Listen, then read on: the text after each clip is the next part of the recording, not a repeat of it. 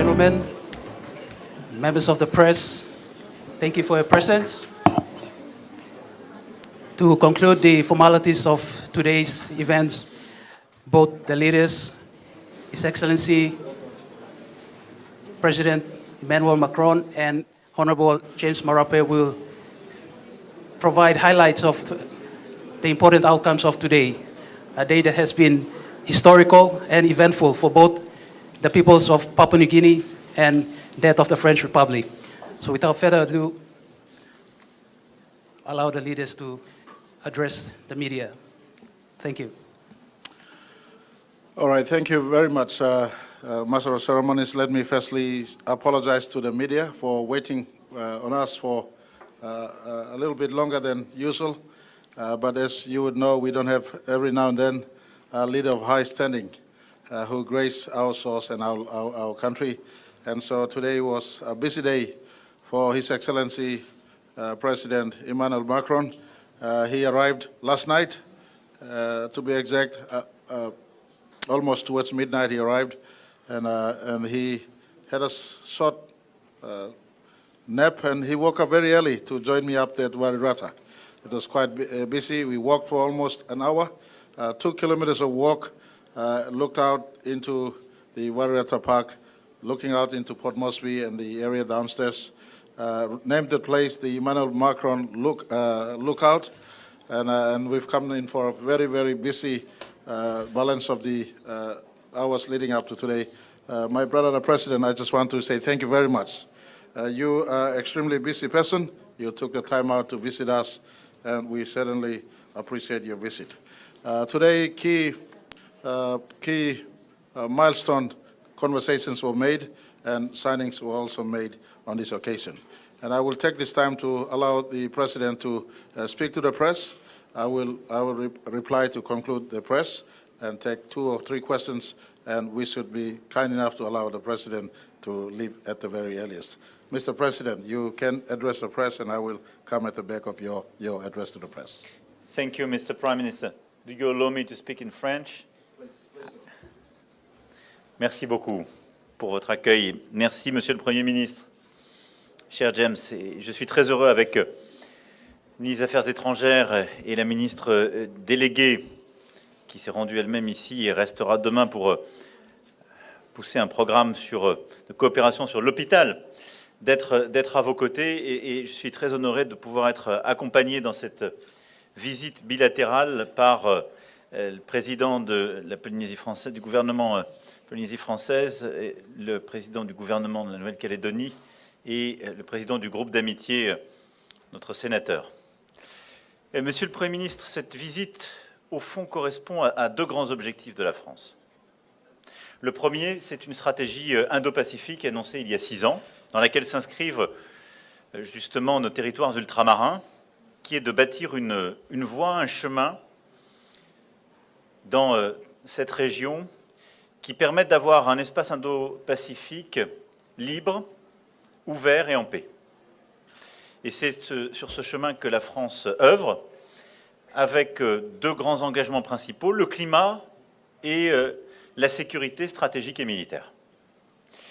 Et le deuxième grand chantier, si je puis dire, qui prend tout son sens en venant chez vous, c'est celui que nous poursuivons de bâtir un nouveau consensus international qui réconcilie la lutte contre la pauvreté et la lutte contre le réchauffement climatique, ses conséquences et pour la biodiversité, qui est ce pacte de Paris pour les peuples de la planète que nous avons explicité il y a quelques semaines avec plusieurs autres collègues, et qui consiste à dire au fond qu'il n'y a pas à choisir entre la lutte contre la pauvreté et le combat pour la planète, que c'est un chemin que chaque nation doit décider pour elle-même, et qui suppose plus de mobilisation financière des pays les plus riches et plus d'engagement du secteur privé. Eh bien, ces 2 stratégies convergent parfaitement dans ce que nous avons aujourd'hui mis en place sur le plan bilatéral. C'est en effet la première fois qu'un président de la République française se rend dans votre pays, en Papouasie-Nouvelle-Guinée, depuis votre indépendance. Et nous avons ensemble bâti des éléments concrets qui illustrent cette double stratégie. D'abord, nous avons pris, avec Monsieur le Premier ministre, une série d'engagements pour préserver les forêts et aider la Papouasie-Nouvelle-Guinée à préserver ses forêts. Monsieur le Premier ministre, vous m'aviez fait l'amitié de venir avec moi à Libreville pour le One Forest Summit que nous avions tenu. Nous avons mis en place une nouvelle méthodologie. On l'illustre pleinement en développant justement une approche nationale. Et donc, l'engagement que nous avons pris, d'abord, c'est de soutenir avec les chefs du plateau des Managalas, nous étions avec eux à l'instant et monsieur le gouverneur, une stratégie de conservation de la forêt primaire en construisant un nouveau modèle fondé sur la science et sur les besoins des populations locales. Et donc ce programme spécifique à la province d'Oro, financé par l'Union européenne, va ainsi être mis en œuvre par la France dans les mois à venir grâce à l'installation d'Expertise France ici, et va couvrir plus de 360 km² de forêt. C'est un début. Au-delà de ce projet, nous allons mobiliser nos partenaires pour bâtir un paquet global dont j'ai présenté les grands axes à l'instant et ce matin, à savoir protéger 30% des terres et des mers et transformer des modes de gestion de nature et rémunérer ce capital naturel. Ce partenariat, dont nous avions posé les bases à Libreville, est désormais lancé. Il est la preuve que nous saurons mettre en œuvre l'engagement historique de la protection de la nature pris dans le cadre de l'accord de Kunming sur la biodiversité. Et donc, ce contrat de pays pour la nature et la forêt, c'est ce que nous allons finaliser d'ici la fin de l'année avec Monsieur le Premier ministre. La France sera à vos côtés pour justement mettre en place les travaux techniques et l'accorder. L'Union européenne met les premiers financements. Nous mobilisons des financements privés. D'ores et déjà, on a des premiers engagements de Conservation International, Bezos Foundation et de plusieurs autres. Nous allons chercher d'autres financements internationaux pour finaliser cette approche pays. Au-delà de la question des forêts, nous avons échangé avec Monsieur le Premier ministre sur le pacte de Paris sur la paix et les grands axes internationaux, et je pense pouvoir dire qu'il y a une vraie convergence de vues entre nos deux pays sur les objectifs au cœur de cette relation bilatérale. C'est pourquoi nous avons aussi signé aujourd'hui plusieurs projets qui vont en ce sens, de permettre le développement de la Papouasie-Nouvelle-Guinée et justement d'avoir une approche qui est cohérente avec la transition écologique que vous avez choisie. C'est pourquoi nous avons décidé d'investir de manière solidaire dans le verdissement des infrastructures papouasiennes. L'Agence française de développement participera aux côtés de la Banque européenne d'investissement, de l'Union européenne et de l'Australie à la rénovation du port de Rabaul au nord-est du pays, qui est un projet clé dans un pays au carrefour de l'Asie et du Pacifique. Le secteur privé sera aussi pleinement mobilisé et nous travaillons avec Total Energy, votre pays, pour que le projet qui est porté par cette entreprise puisse correspondre pleinement à cet objectif. D'abord, l'extraction de gaz ici prévue sera destinée à accompagner la sortie du charbon des pays asiatiques et donc la transition énergétique régionale, ce qui est cohérent avec notre stratégie. Mais tout le travail qui est fait par votre pays, l'entreprise, et avec aussi notre accompagnement, est justement de ne mener en aucun cas une dégradation des réserves de biodiversité du pays et de prendre des mesures de compensation par reforestation, programme de mangroves et plusieurs autres points que nous avons détaillés ensemble. Ce partenariat bilatéral sur tout ce volet de verdissement de votre économie prend toute sa cohérence aussi avec l'approche régionale, puisque grâce à la Nouvelle-Calédonie, faisant de la France une nation du Pacifique et de la Mélanésie, nous avons pris plusieurs projets, dont l'un emblématique, dont nous avons signé le texte cadre tout à l'heure, qui va permettre justement le développement des énergies renouvelables en associant des acteurs de Papouasie-Nouvelle-Guinée et de Nouvelle-Calédonie, et d'améliorer votre capacité à développer justement le renouvelable et à l'intégrer pleinement à votre réseau. Enfin, le dernier point sur lequel je souhaitais m'exprimer, c'est les sujets de défense et de sécurité qui sont au cœur de cette stratégie Indo-Pacifique. Sur les questions de défense, nous avons désormais un socle solide avec l'accord relatif à la coopération en matière de défense et au statut des forces qui a été signé à la fin de l'année dernière.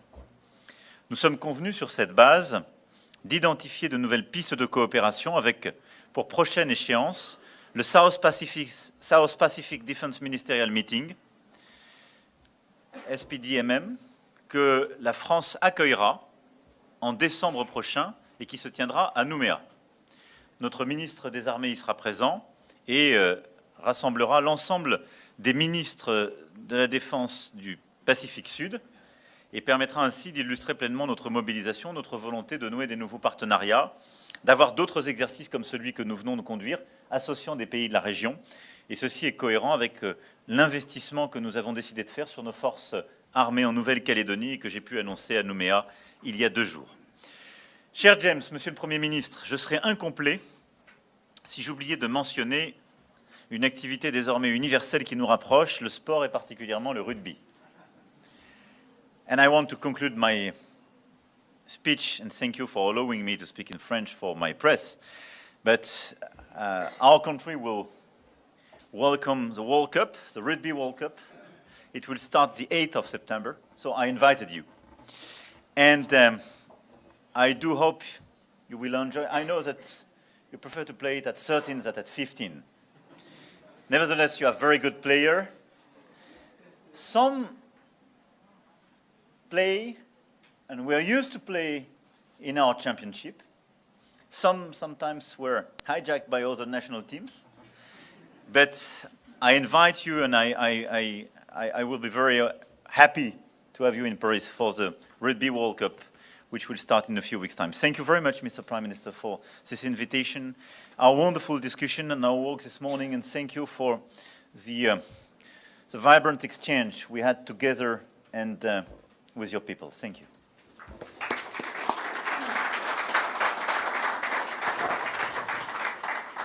All right, I'll try my best to translate what he just said to you in French. Is that okay?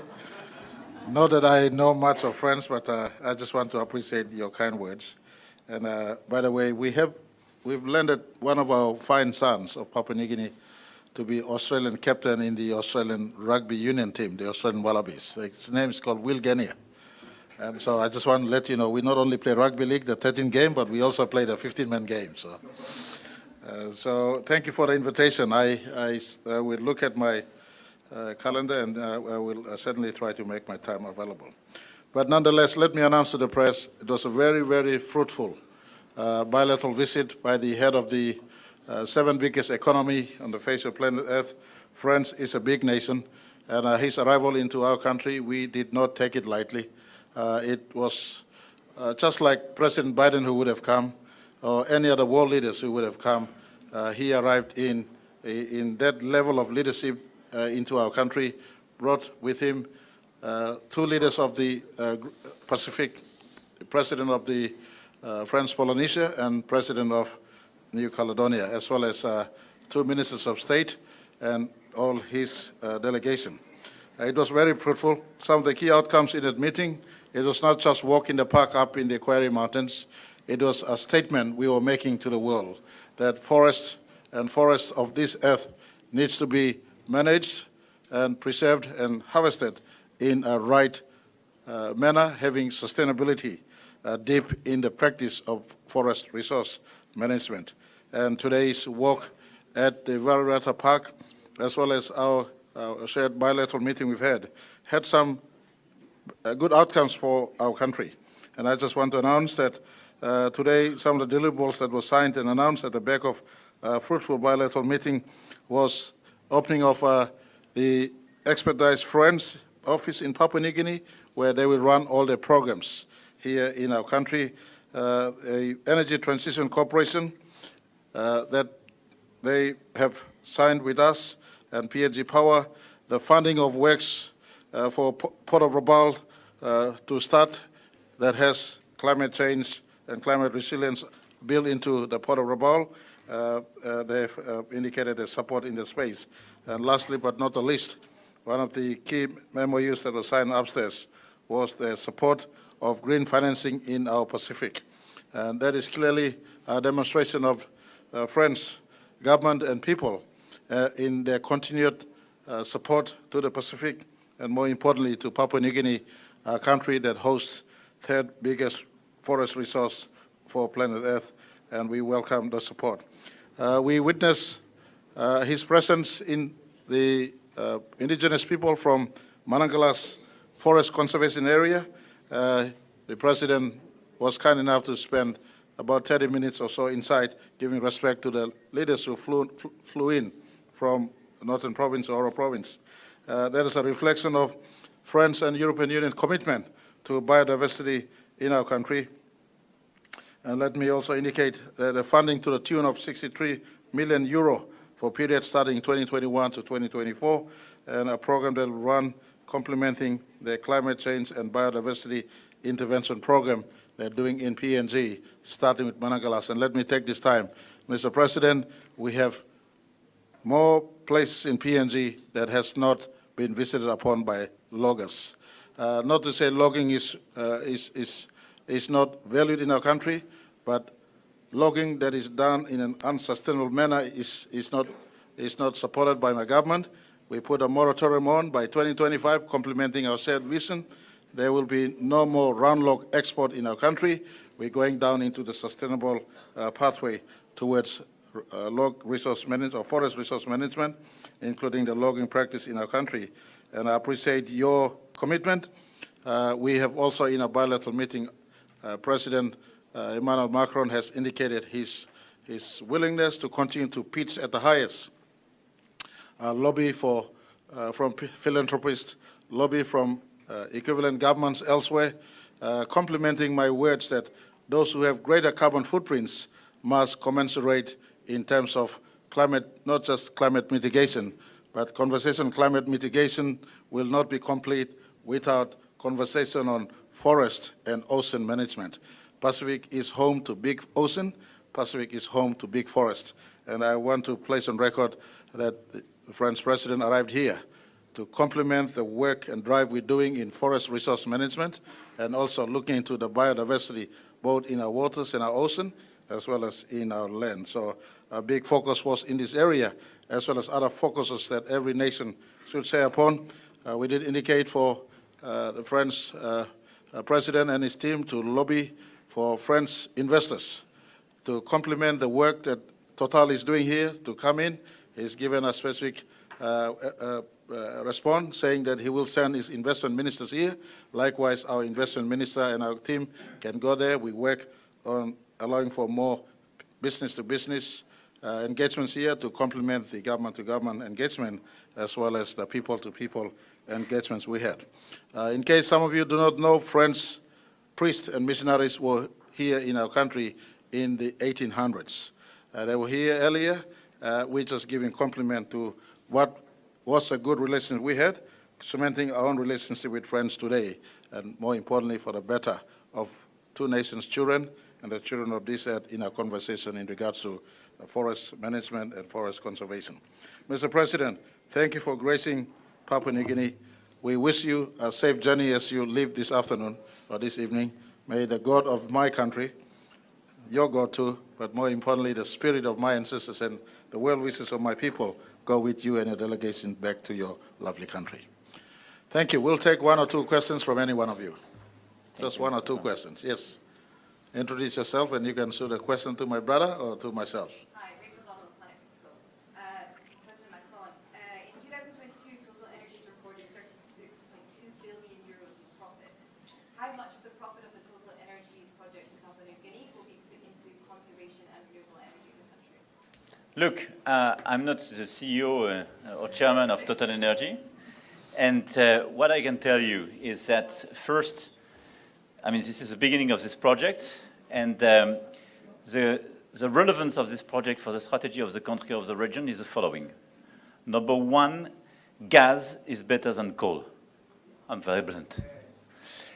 Because the big problem we have for climate change in the region is coal plants.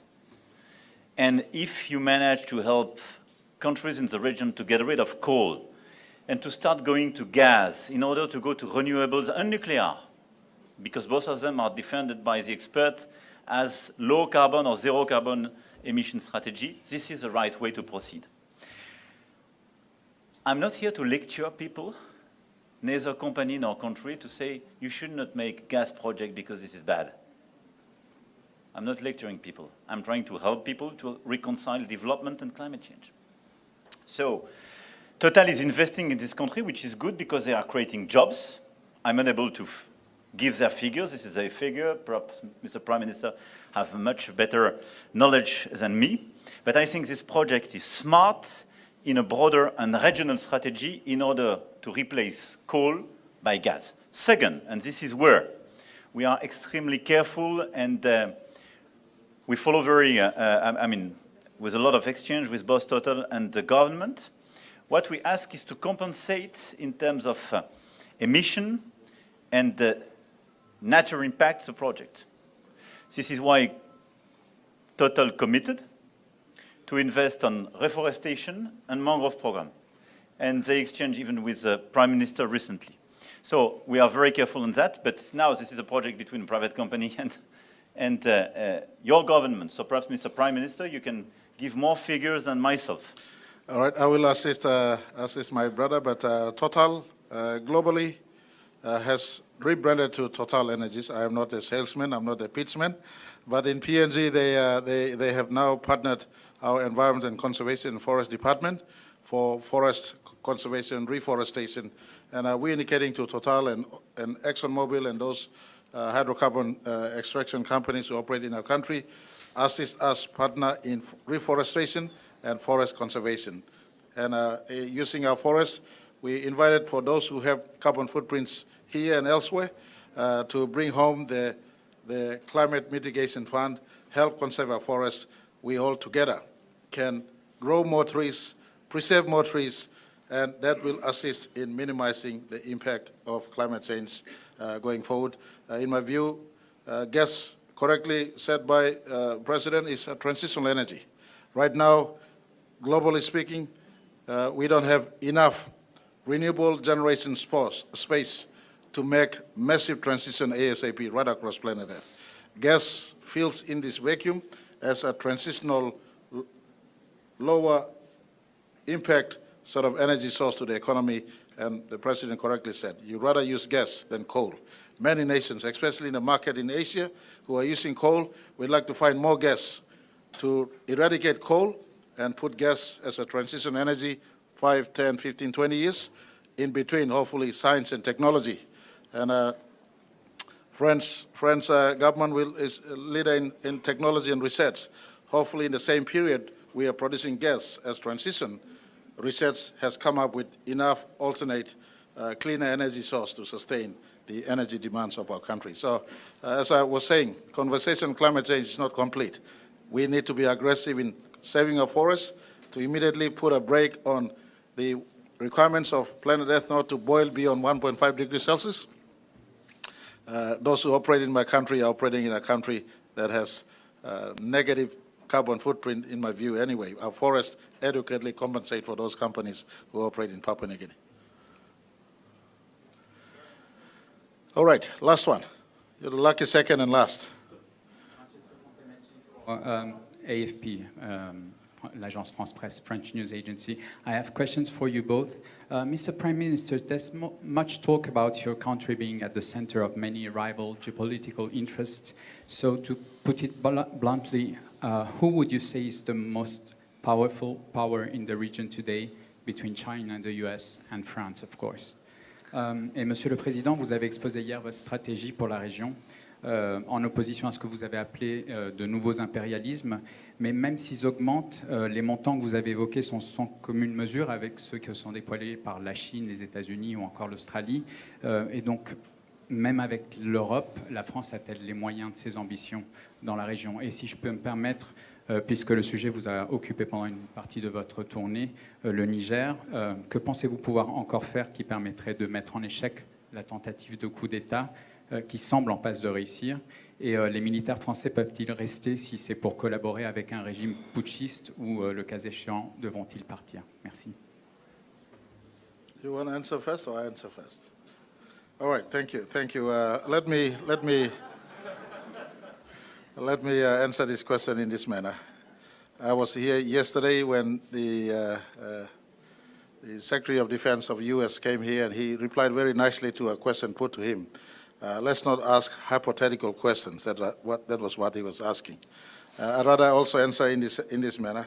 The world will be a better place if we don't talk about power, but coexistence. The conversation on power usually raises tension. I don't see power competition. I see coexistence.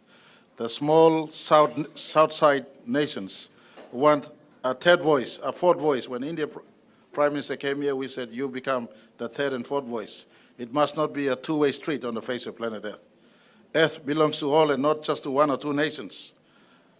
Conversation that the French president is making about keeping Mother Earth together, preserved for all of us, is the type of conversation we need and not power play and politics and division. Respecting each other's sovereignty, living in coexistence, and for every nation that comes in contact with Papua New Guinea, we don't shy away from indicating to all of us, let's respect each other and live within the precincts of our sovereignty and within our boundaries, not trampling on its right, but finding peaceful relationship and coexistence. That's the message we give to all, big or small, who relate to us, including our own Pacific. In our Pacific region, we want to be friends to all enemies of none without compromising our own set of ideals, democratic value, Christian values, sustainable development, harvest of our fish and forest in a manner that supports not just us, but tomorrow. These conversations are generic. We don't want to get engaged in the power play. We don't see any nation more bigger or lesser or more important or lesser important. We don't play nations against each other. Anyone who visits us, we give them the respect they deserve. And let me say, today's visit by His Excellency President Macron, never at one time he raised the issue of he wants to be more powerful than others, or this is bad and this is good. We converse in what is good for humanity and what is good for PNG, Pacific, and French relationship. That's the type of approach we should be engaged upon. And I want to encourage the media. You have an important role in this space. Don't ask hypothetical questions. Don't put words to spin that causes tension. You live in one planet together like leaders who are living in this planet. We need to talk about peace and coexistence amidst diversity. You're in Papua New Guinea, a nation of 1,000 tribes. We've learned the art of tolerating diversity, and we want that to be replenished to our planet Earth. Let's tolerate diversity. Despite the shade of color of your skin, we are one humanity. We need to talk about preserving humanity. Mr. President, over to you. Thank you. Je souscris à ce que vient de dire totalement Monsieur le Premier ministre. L'objectif de notre stratégie Indo-Pacifique n'est pas de rentrer en compétition ni avec la Chine ni avec les États-Unis d'Amérique. Parce qu'on peut avoir des ambitions tout en restant lucide. Et nous le sommes. Mais quelle est la base de cette stratégie? D'abord, c'est de réinventer le rôle et la projection de nos territoires ultramarins du Pacifique. Nous le faisons pour nous-mêmes. La France, à travers la Nouvelle-Calédonie, la Polynésie française, Wallis et Futuna, la Réunion, Mayotte, les terres australes et antarctiques françaises existent dans l'Indo-Pacifique. Nous avons 1,5 million de compatriotes qui vivent dans cette région. Nous avons des milliers de soldats qui sont déployés tout au long de l'année, 8000.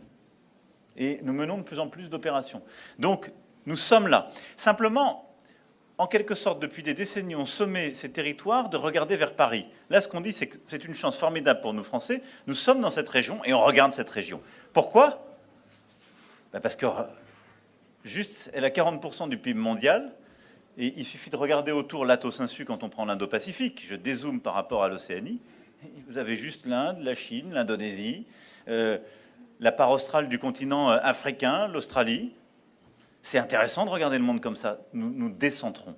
Mais en nous décentrons, nous recentrons nos territoires comme une chance et on se projette dans cette stratégie. Premier point, on le fait pour nous-mêmes. Deuxième sujet, je crois que c'est la vocation de la France, de se dire de ne pas rentrer dans un jeu de puissance, mais de dire ce qu'on porte peut exister par la stratégie que vient d'évoquer Monsieur le Premier ministre, la coexistence. Et donc notre stratégie Indo-Pacifique, c'est d'offrir des partenariats totalement équitables avec des pays de la région, en égaux, à qui on dit nous avons peut-être, nous, avec les Européens, parce que la France a annoncé sa stratégie Indo-Pacifique en 2018, puis on a travaillé en européen et on a porté cette stratégie en 2020. Et on dit, nous, on défend les droits de l'homme, la dignité humaine, le respect de la Charte des Nations Unies et les règles internationales. Donc on est pour un espace Indo-Pacifique libre, ouvert, où la liberté de la souveraineté de chacun est respectée et où la coexistence entre tous ces pays, avec cette diversité de trésors, peut coexister. Et donc qu'est-ce qu'on offre? Des partenariats géopolitiques, militaires, mais qui sont non agressifs, mais qui permettent de faire respecter ses eaux territoriales contre la pêche illégale, ou contre des incursions. Son espace aérien, c'est exactement ce qu'on vient de faire avec l'exercice Pégase. Et vous êtes une région où il y a beaucoup de vulnérabilité climatique. On peut aider à faire émerger des solutions, comme on vient de le dire à l'instant, de transition énergétique, de développement d'énergie renouvelable, de construction d'un modèle qui est aussi respectueux de l'histoire de cet espace. Et en particulier dans l'espace océanien, ça a, je crois, beaucoup de force. Donc voilà la stratégie de la France. Notre objectif n'est pas du tout de rivaliser avec la Chine ou avec les États-Unis d'Amérique, qui ont d'ailleurs des stratégies chacune différentes dans la région, et je ne les mets pas avec un signe égal, mais notre but est vraiment de faire respecter ces principes et de permettre aux pays de la région de réussir, parce que je pense que c'est aussi bon pour nous, je le disais tout à l'heure, de ne pas avoir un conflit qui émerge dans la région où nous avons des habitants, des territoires qui veulent réussir, mais de créer un modèle de développement équilibré et d'avenir. Sur le Niger, puisque vous m'avez interrogé, j'ai eu l'occasion en effet ces derniers jours d'échanger à plusieurs reprises avec le président Bazoum. J'ai également échangé avec plusieurs dirigeants de la région, dont le président Talon et le président Tinubu. D'abord, je veux dire ici avec beaucoup de clarté que la France condamne absolument, avec la plus grande fermeté, ce coup d'État militaire contre un dirigeant démocratiquement élu, courageux, et qui fait pour son pays les réformes et les investissements dont il a besoin, et que nous accompagnons comme nous avons accompagné son prédécesseur depuis le début. Ce coup d'État est parfaitement illégitime et profondément dangereux pour les Nigériens, pour le Niger et pour toute la région.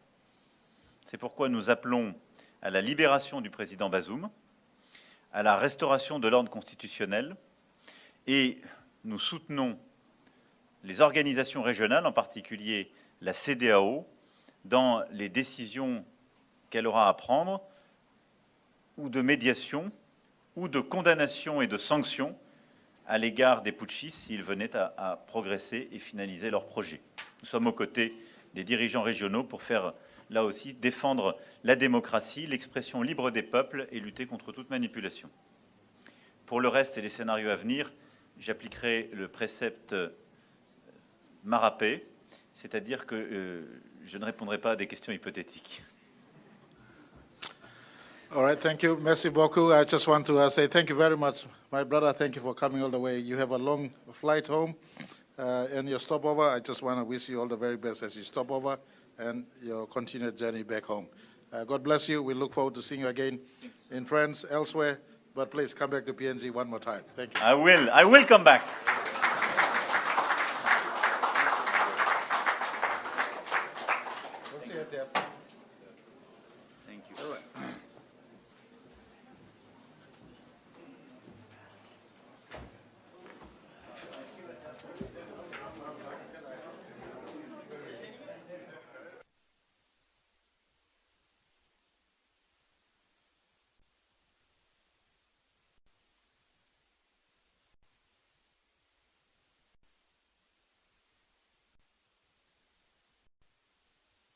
Thank you. Thank you.